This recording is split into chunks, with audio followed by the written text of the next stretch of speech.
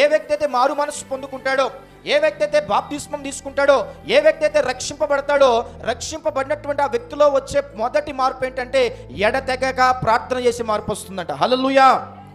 మారు మనస్సు పొందుకున్నటువంటి వ్యక్తి ఎడతెగని ప్రార్థన చేసే ఒక గొప్ప అనుభవంలోనికి వెళ్తాడంట.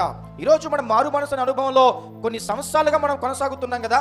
ఎడతెగని ప్రార్థన ఎంతమందికి అనుభవం ఉంది?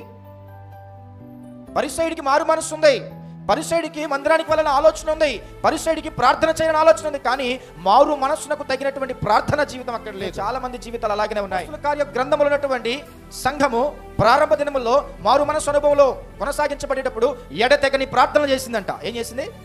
ఎడతెగక ఏ వ్యక్తి అయితే ప్రార్థనలు చేస్తాడో అంతగా దేవుని దగ్గర గొప్ప మేలులు చూస్తాడు. ప్రార్థన చేయడం ఒకంతు, ప్రార్థన చేయడం అందరము చేస్తాం, కానీ ఎడతెగని ప్రార్థన చేయాలి. ఏ ప్రార్థన చేయాలి? ఎడతెగని ప్రార్థన.